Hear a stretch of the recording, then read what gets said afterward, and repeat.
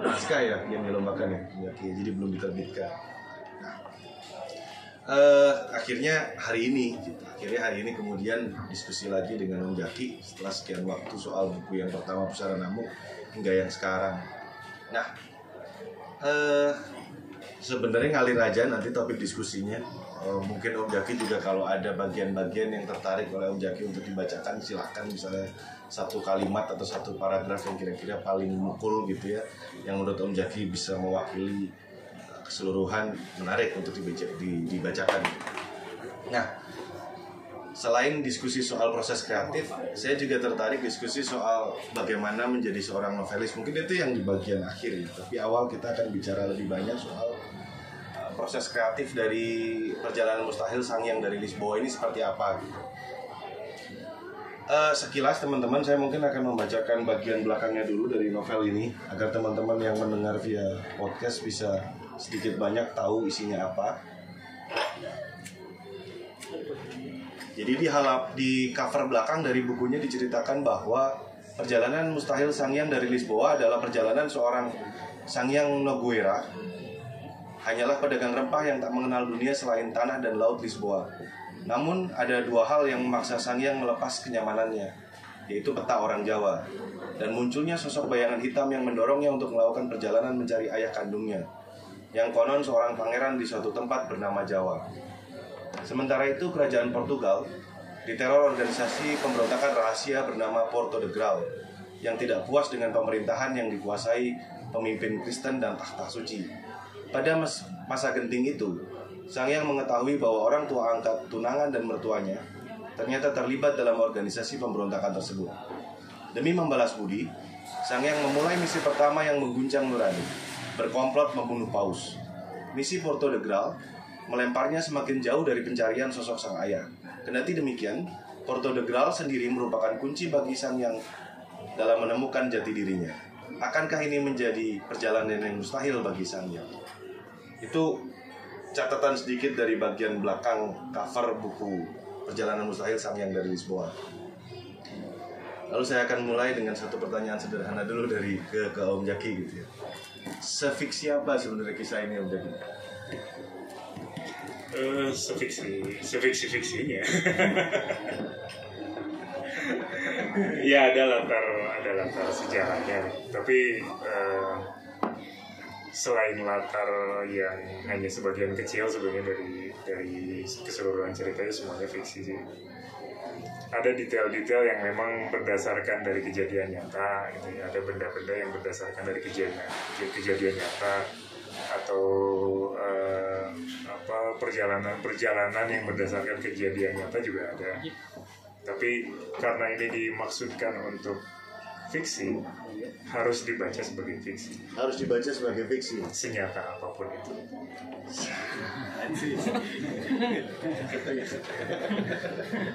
Ini susah nih ngobrol sama sastrawannya agak disini.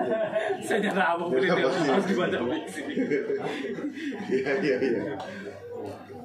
Aku juga ngelihat beberapa atau membaca beberapa liputan media soal novel ini, Om Jaki, terus dikatakan bahwa proses risetnya salah satunya ada di perpustakaan Ayub Rosidi. Yang menarik adalah dikatakan juga di dalam catatan media itu, keseluruhan atau sebagian besar dari si novel ini sebenarnya selesai dulu di sini, soal misalnya latar situasi kerajaan Pajajarannya dan lain-lain. Baru kemudian Portugalnya diselesaikan kemudian. Nah, penelusuran pada naskah apa saja yang kemudian dilakukan di sini saat itu untuk membangun konstruksi fiksinya? Banyak itu naskah yang saya baca, ya buku-buku gitu ya, dokumen, referensi. Saya lupa satu persatunya, tapi udah setumpuk gini lah kurang lebih hampir 1 meter tumpukan bukunya. Ini fiksi ya? Enggak. Jadi kan berawal dari kegelisahan saya tentang hubungan antara kerajaan Sunda dan kerajaan Portugal. Terus kemudian juga di dalam naskah-naskah akademik atau buku-buku referensi gitu menunjukkan ada seorang tokoh Sunda yang menjalin hubungan dengan Portugal di Malaka itu bernama Sanghyang. Nah, Sanghyang ini pada satu waktu kemudian dia jadi jadi raja kerajaan Sunda. Nah, ini yang juga menjadi kegelisahan itu adalah ketika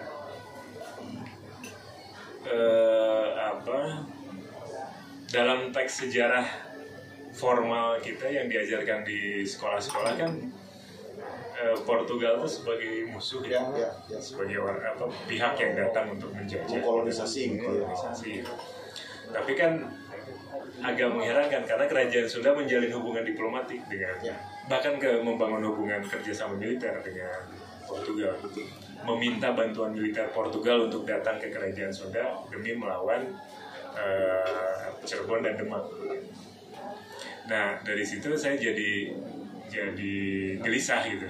Ini kenapa ada hubungan seperti itu? Ya, ini saya baca-baca referensi yang memang persoalannya memang tidak sederhana ya, karena di masa-masa itu tuh kita sedang dalam masa transisi Islamisasi dari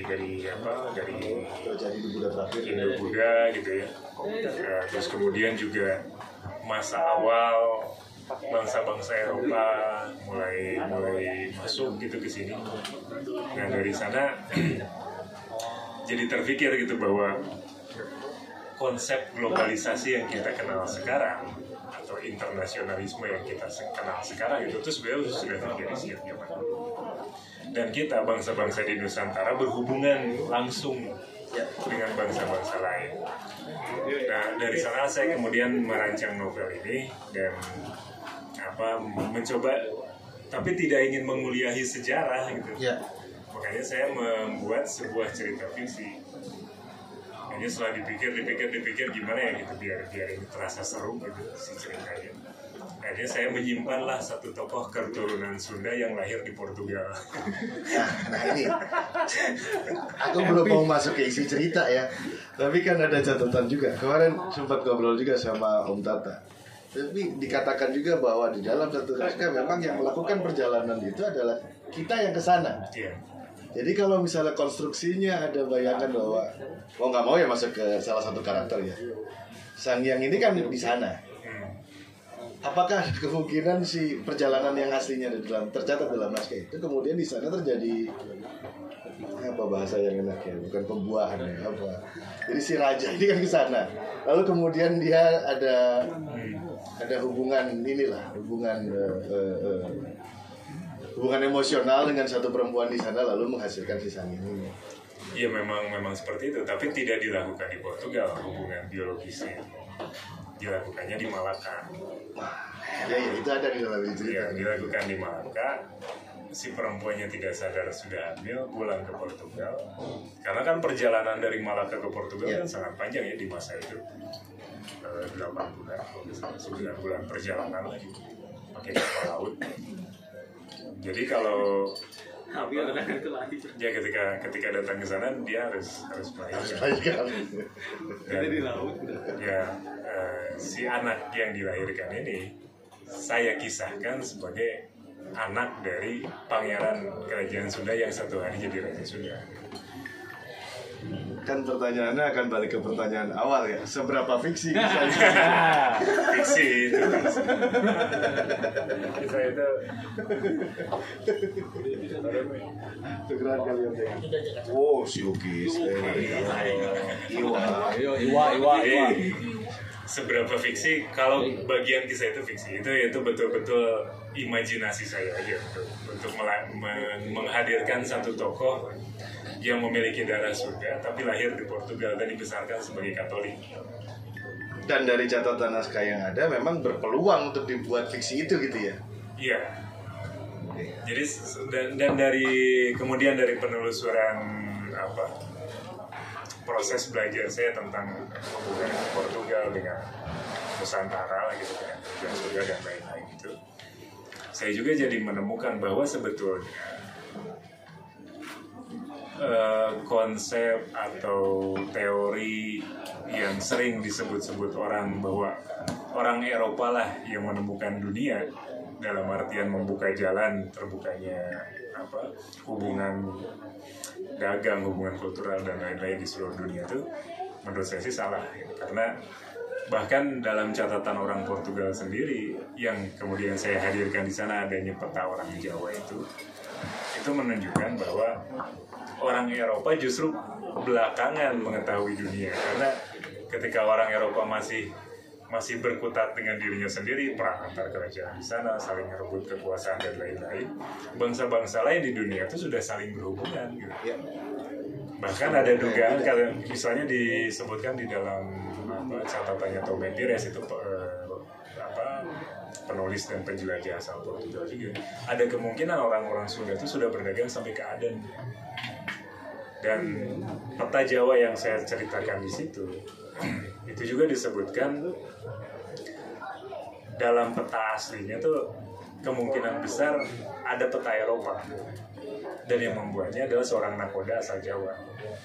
Ya. Itu jauh sebelum orang-orang Eropa mengetahui dunia, kasarnya kayak gitu.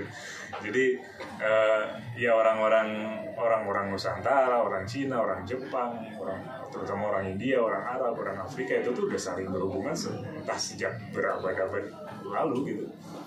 Dan belakangan juga saya baca satu referensi, judulnya Sejarah Rempah. Sejak zaman masa-masa kebudayaan Mesopotamia dan lain-lain itu, ya di masa-masa ribuan tahun sebelum Masehi, cengkeh itu sudah ditemukan di wilayah Mesopotamia. Dalam bentuk cisamsu ya enggak ya?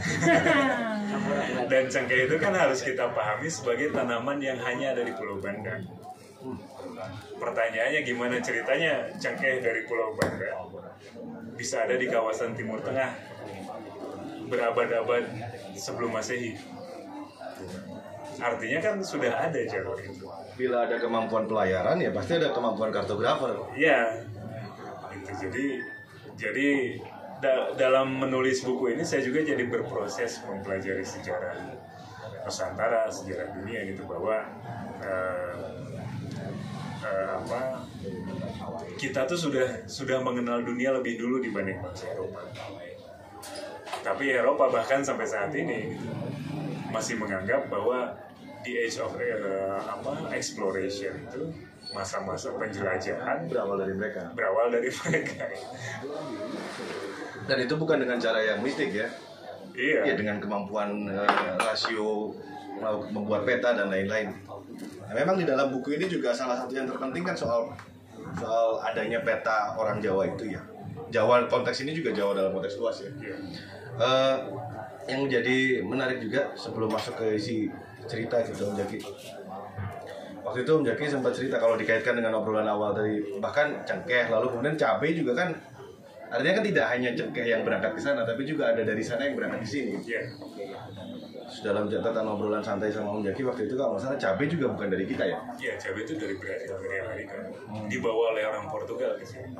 Dan itu kan bisa menjadi catatan buat kita bahwa sambal itu tidak ada sebelum orang Portugal masuk ke sini. Atau orang Portugal.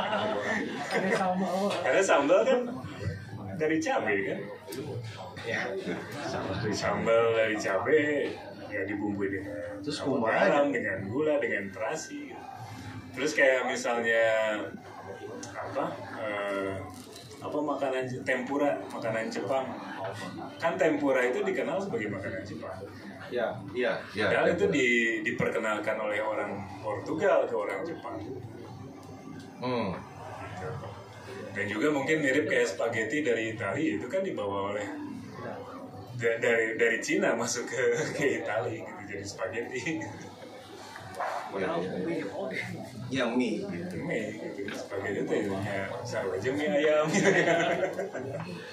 Nah, satu sebelum masuk ke isi cerita pelan-pelan gitu Om Jaki. Lalu kalau bisa dibayangkan kan misalnya mereka melakukan hubungan diplomasi, bahkan kerjasama militer. Berarti kan kira-kira antara kerajaan Sunda dan kerajaan Portugal saat itu dia memiliki kapasitas yang sama. bisa terjalin satu diplomasi kan biasanya karena ada ini mirip nih. Sebenarnya kapasitasnya nggak sama sih.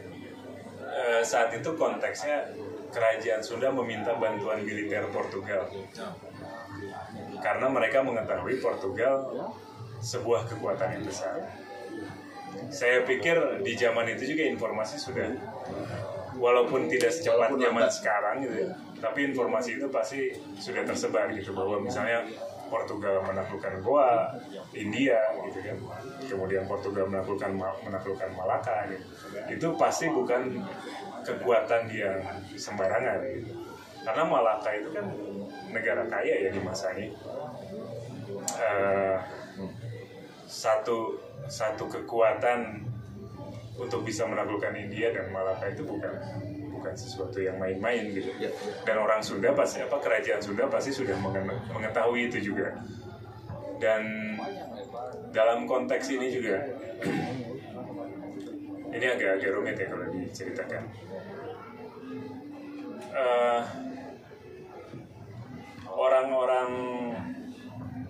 Orang Portugal yang ketika Vasco da Gama masuk ke India itu tuh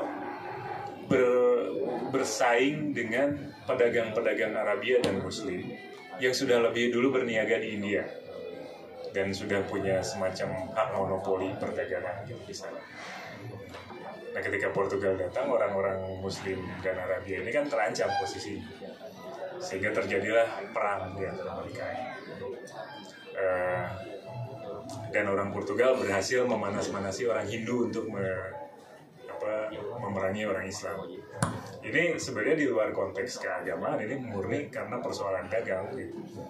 Kemudian Portugal menaklukkan Malaka yang adalah kerajaan Islam.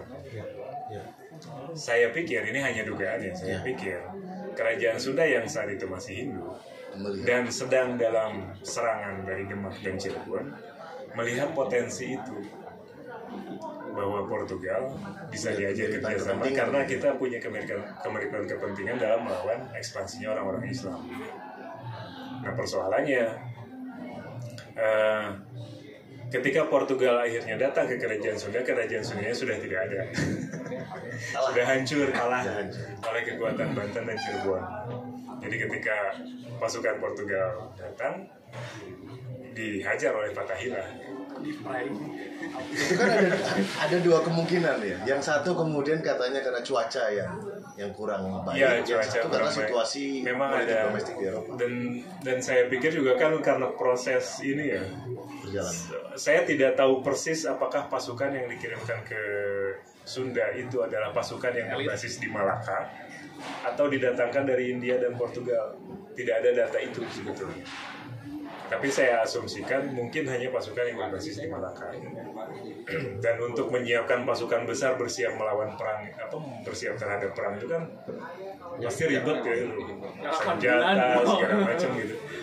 Kemudian ketika dalam perjalanan diterjang badai dan informasi tidak nyampe gitu bahwa kerajaan Sundanya sudah kalah, sudah hancur, ibu kotanya bahkan sudah dibakar habis. Iya. Ini kayak geopolitik saat ini juga ya. Jadi situasinya sebenarnya hampir mirip ya. Mirip. Sebenarnya ya dunia ini kan hanya mengulang sejarah. Atau ada kerangka situasi hari ini yang dipakai untuk membaca tahun itu juga gitu. Ya secara prinsip sih sebetulnya kalau menurut saya sama aja ya. Pertama, konflik itu biasanya didahului dengan kepentingan ekonomi. Ya kayak Rusia dan Ukraina gitu misalnya di saat ini.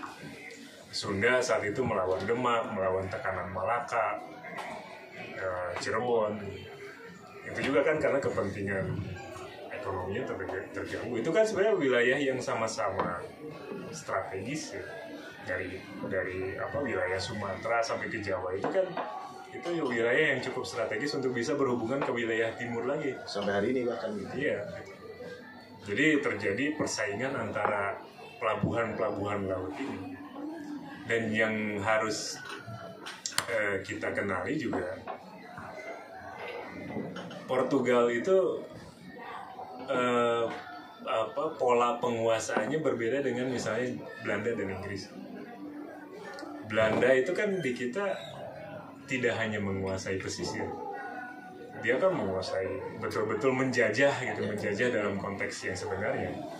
Kalau Portugal itu kalau saya lihat mereka hanya ingin menguasai pelabuhan-pelabuhan strategisnya saja, ingin memonopoli perdagangan. Dia tidak terlalu peduli penguasaan wilayah. Karena yang penting kalau pelabuhan-pelabuhannya tersambung dan di bawah kekuasaan dia sudah menguasai jalurnya. Gitu. Makanya kita tidak menemukan ada bekas-bekas Portugal di pedalaman Jawa. Gitu. Peninggalan-peninggalan Portugal itu adanya di pesisir, kecuali di Banda, di wilayah Maluku sana. Karena itu memang sumbernya cengkeh dan rempah. Jadi banyak misalnya. Jadi mereka kuasai itu. Dan akhirnya mereka hanya harus berperang dengan Spanyol di kemudian hari dan dengan Belanda di kemudian hari. Oke, Om Jaki. Yang soal di sininya kan barusan sudah dibahas panjang lebar soal gimana posisi kerajaan Sunda tapi yang di sananya yang ada Porto de Grau, apakah memang ini terus kemudian pembunuhan paus terus segala macam? Gimana itu fiksi itu. Langsung fiksi. Itu fiksi. Tapi dalam catatan sejarah yang tidak populer, organisasi bernama Porto de Grau itu ada. Satria Templar gitu-gitu juga. Iya. Jadi nama Portugal itu dicurigai berasal dari asal katanya adalah Porto de Grau. Pemberontakan si organisasi ini. Ya. Jadi Porto de Grau itu kan artinya pelabuhan cawan. Nah, kenapa disebut pelabuhan cawan? Karena Knights Templar ketika kemudian menghadapi inkuisisi Katolik gereja Katolik kan mereka tuh semacam ordo kan. Knights Templar tuh ordo yang muncul dan membesar gara-gara perang salib.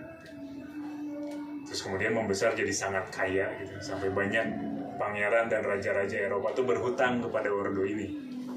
Sampai akhirnya dengan intrik politik dari Spanyol, dari Prancis gitu, si ordo ini dibid'ahkan oleh Katolik, oleh gereja Katolik.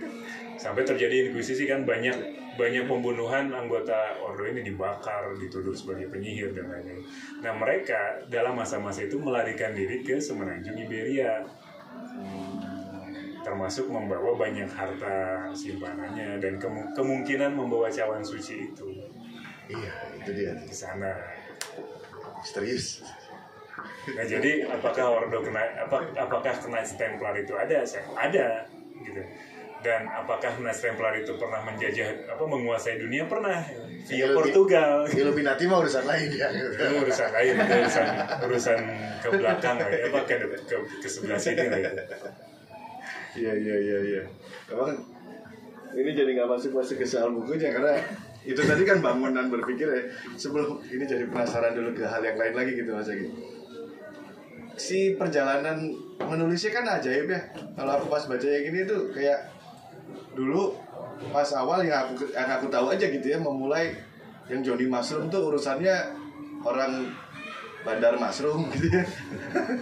Orang jualan mushroom gitu. Habis itu yang bandar tuh benar narkoba gitu di gang di sekitaran mungkin ya gitu di Ciamplas yang sana gitu ya.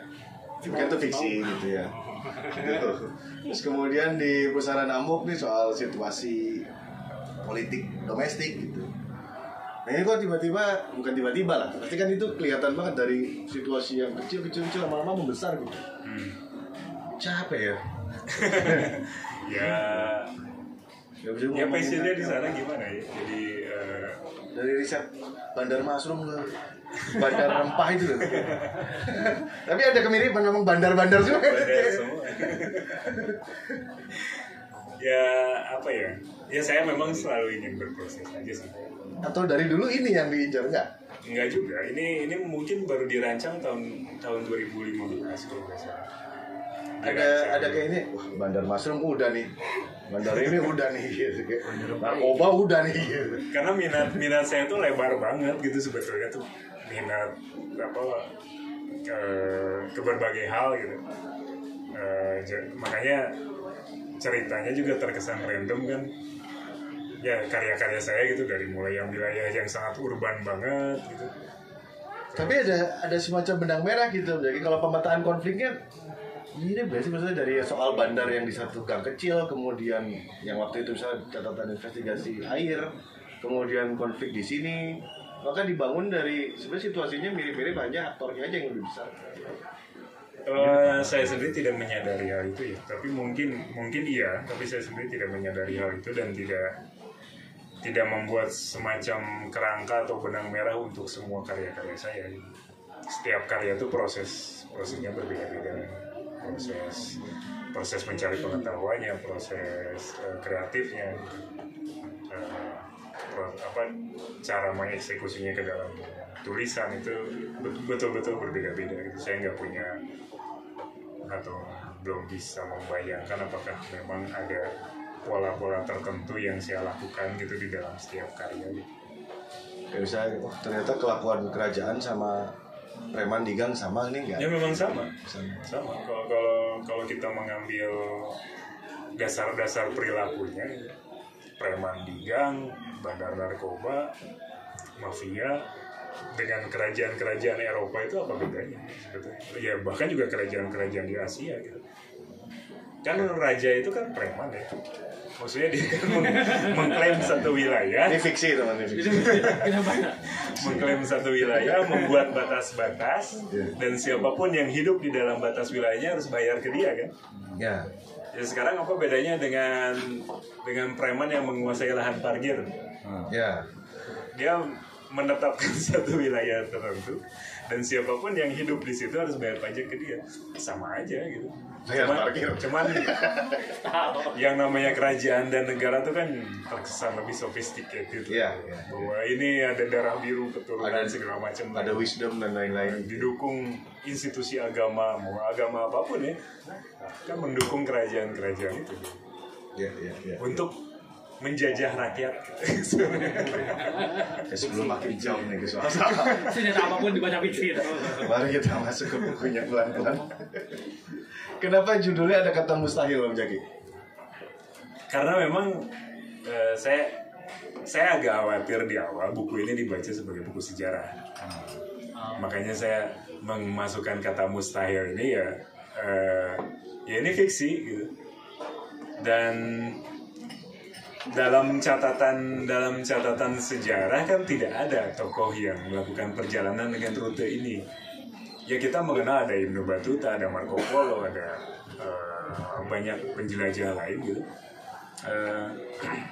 Tapi rutenya kan berbeda-beda yang mereka tempuh, dan alasan penjelajahannya juga berbeda-beda gitu. Nah saya membuat kata mustahil ini karena ingin menceritakan seorang lelaki dewasa yang ingin mencari akar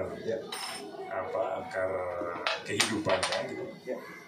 Yang dalam hal ini sosok sang ayah yang tidak dia ketahui, dan dia melakukan perjalanan untuk mencari sosok itu.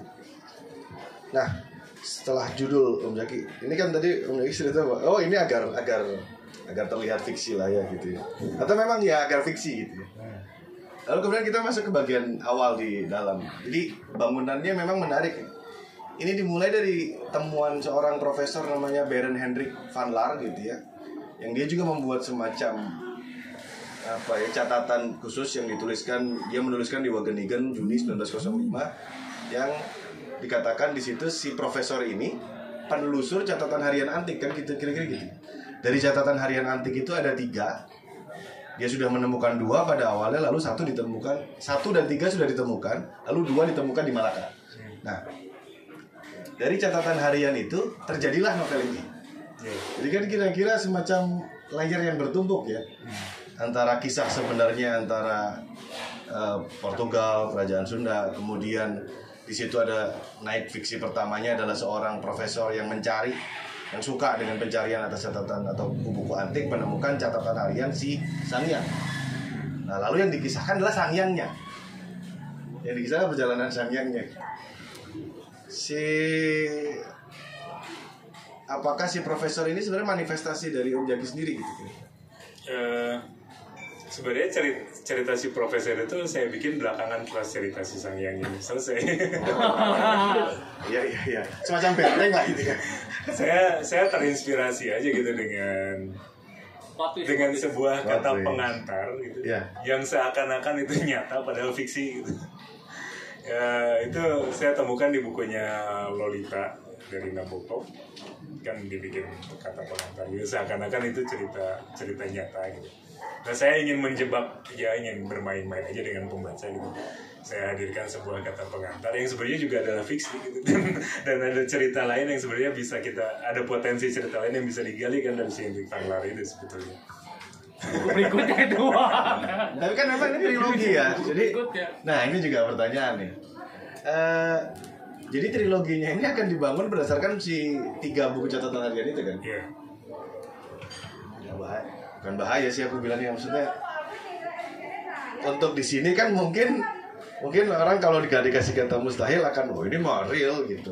Kira-kira kalau di sini gitu. Kalau di Portugalnya mereka sedekat apa sih dengan kesejarahan ini gitu? Mereka nggak tahu.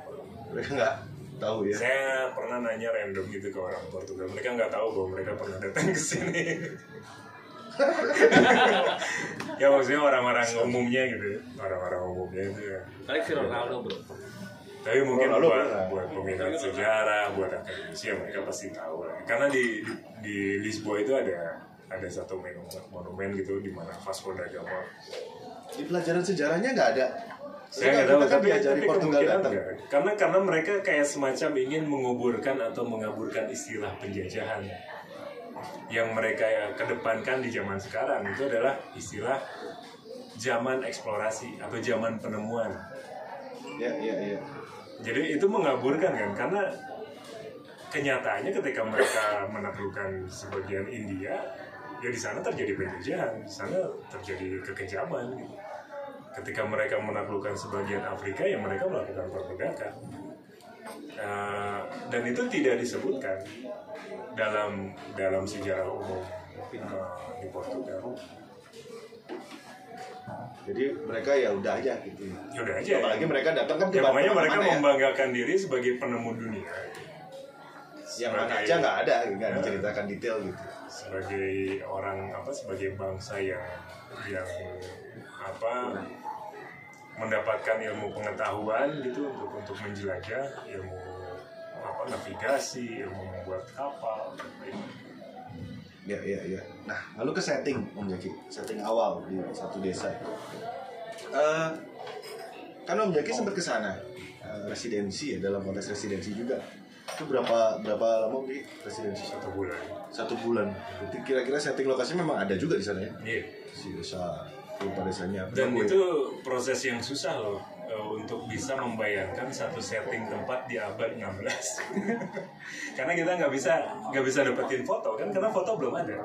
Tapi di sana tuh gimana sebetulnya? Ya ketika saya datang ke sana kan saya masih bingung, saya jadi bingung ya gimana ya membayangkan tempat itu di abad 16. Karena ya sekarang kan banyak bangunan-bangunan modern gitu kan.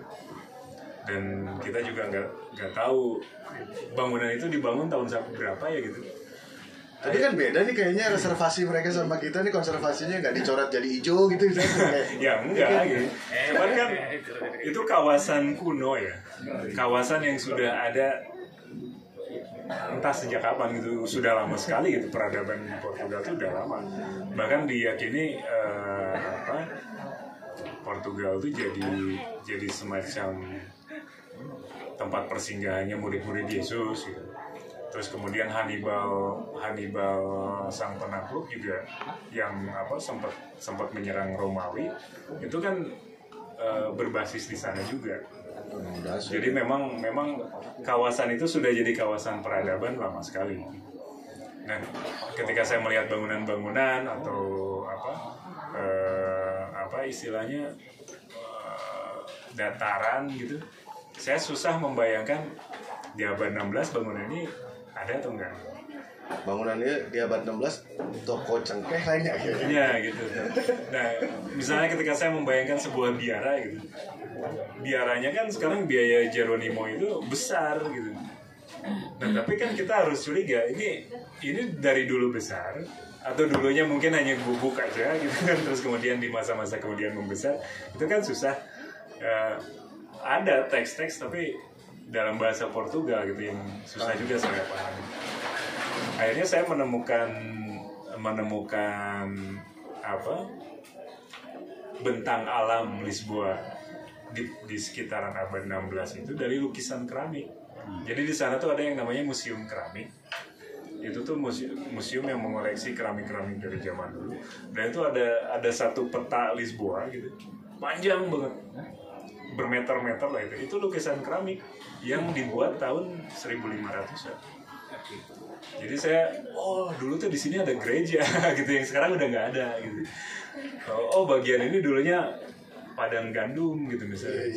Sekarang udah diisi bangunan. Iya.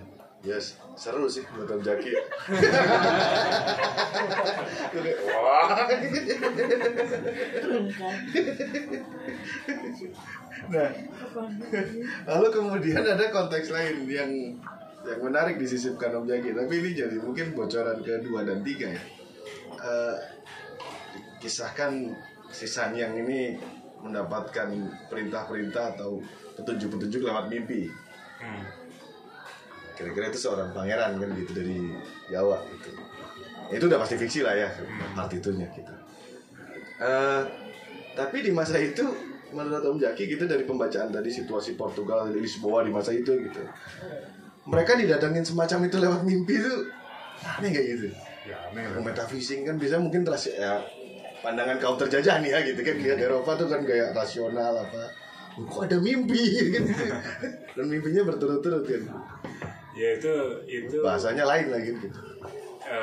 Kalau kita baca literatur sastra ini ya memang susah kita temukan karakter yang mendapat ilham dari mimpi. Itu sangat Asia kan sebenarnya. Atau Latin ya gitu. Dan melalui cara seperti itu saya ingin menunjukkan bahwa si Sangyang itu bukan orang Eropa gitu. Walaupun dia lahir besar di sana, beragama Katolik, tapi ada sebagian dirinya yang bukan berasal dari situ. Kebatinan. Lepas diri khasnya. Ada unsur kebatinan Sundania. Wangsit. Kan dia bingung ini wangsit atau apa kan kamu gitu kan. Iya. Dan itu jadi medium. Ini kan belum sampai ke ya ini sih masalahnya kan ini buku pertama dari 2 dan 3 ya. Adalah penasaran juga soalnya. Itu dia sedang mengkomunikasikan bahwa di sana sedang mengalami serangan gitu. Atau gimana sih sebenarnya? Iya. Si bayangan hitam itu dan mimpi yang dia terima itu sedang mengkomunikasikan sesuatu sedang terjadi. Sesuatu yang buruk sedang terjadi di tanah leluhur. Semacam apa itu kayak informasi perang lah gitu ya. Anorei. Oke. Ada beberapa lagi yang lain sebelum ke teman-teman gitu ya. Ini pertanyaan yang paling signifikan sih untuk ya. Ini apakah bumi datar? Siapa sebenarnya ayahnya ini? Memang harus ada Itu akan jadi spoiler untuk buku. Tapi biasanya jadi spoiler yang ini loh. Ternyata ada si itu tuh gitu kan. Kan yang terkenal si bapak itu gitu kan yang kira-kira ayahnya itu kan yang hits banget di sini tuh. Ya kan yang di mana nih sebenarnya gitu kan kuburannya ada yang bilang dia naik ke atas. Apakah si itu gitu? Kayak kita udah sama-sama tahu lah kira-kira si itu tuh siapa kan? Voldemort. Prabu Revolusi gitu kan. Rangga Sasana. Jangan-jangan Rangga Sasana ya. Atau Sultan Abdul Mufakir. Lord 3 nama Belanda. USA. Plot twist ternyata Sultan Abdul Mufakir. Itu akan jadi spoiler. Dan saya sendiri masih belum firm untuk apakah saya akan menceritakan secara detail tentang ayah Yesus sampai ini atau enggak. Waduh, wah itu kurang ajar sih kalau nggak diceritakan ya. Kita udah nunggu ya kan. Tetap yang muncul. Sampai buku ketiga nggak ada ini tetap siapa kan gitu kan gawat ya. Soalnya kalau di Voldemort juga akhirnya kan ada Voldemort itu ternyata siapa ya kan. Muncul. Di buku ketiga kayak Ya. Karabian bawahnya. Oke lah, kan nanti akan menjadi spoiler tapi bisa nggak diceritakan sedikit? Memang ada ya, ini ada ya gitu loh. Dalam konteks naskah itu ada ya sih Bapak ini ya. Ada, dan dia saya ambil dari tokoh nyata. Terkenal banget. Hujan putih. Soeharto ya. Soeharto. Soeharto dapat mimpi. Oh iya, Iya. siap. Terima kasih. Oke, karena ini udah lumayan lama kita ngobrol berdua aja sama Om Jaki 40 menitan. Mungkin teman-teman ada yang mau bertanya atau penasaran senyata apa atau sefiksi apa dari buku atau novel Om Zaki Yaman ini. Boleh? Siapa yang kira-kira ini? Pak Halim mungkin dengan bayangan tentang kerajaan Islam di masa itu.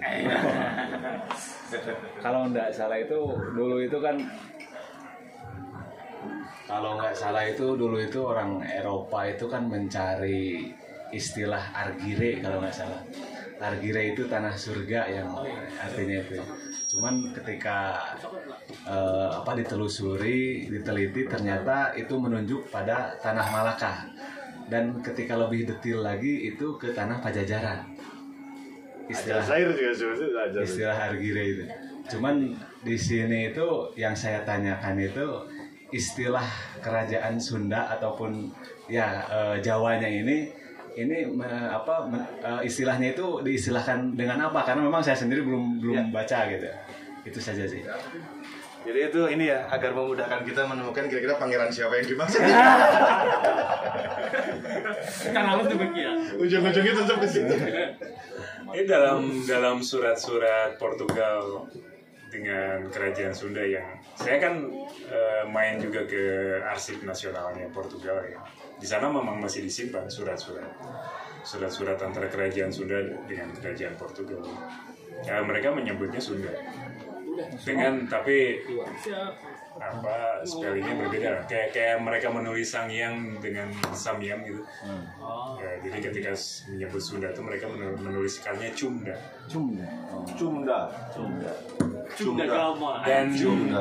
Dan jangan salah, zaman itu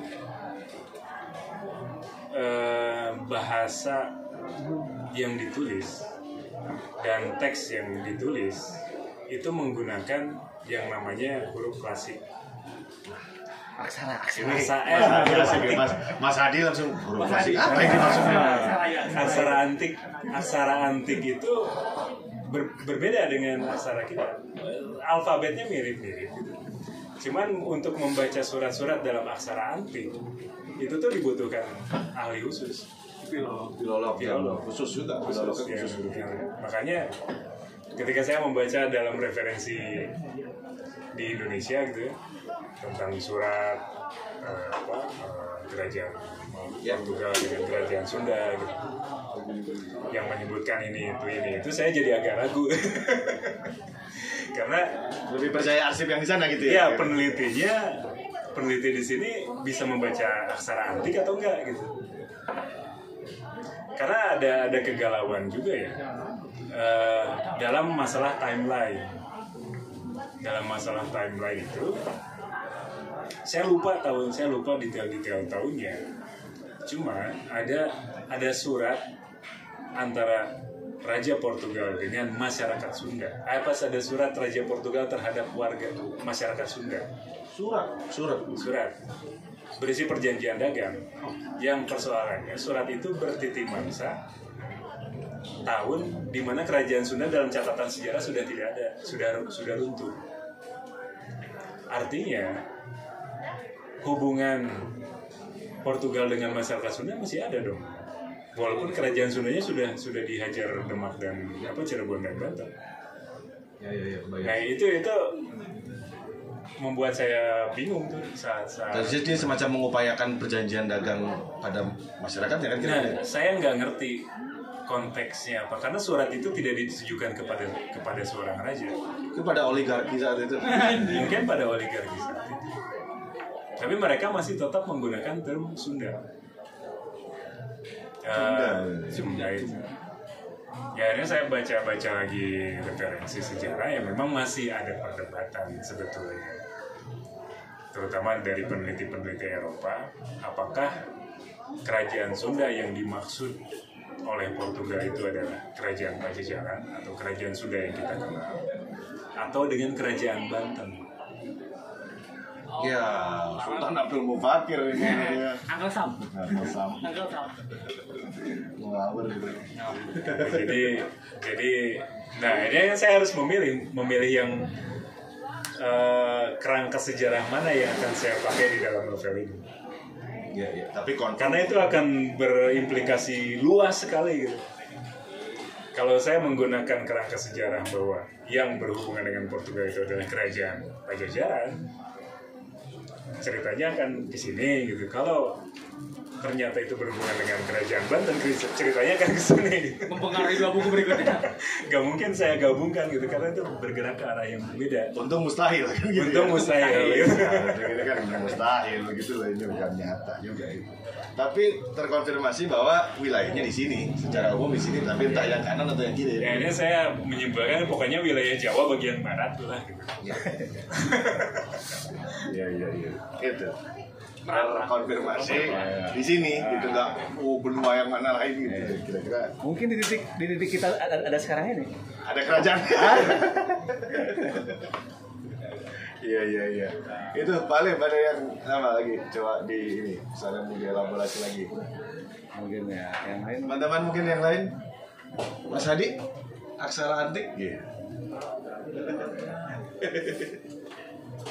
Jadi terkonfirmasi kalau secara geografis ada di wilayah Jawa bagian barat, dan secara geopolitik memang situasinya mungkin ada hubungan dagang dan lain-lain.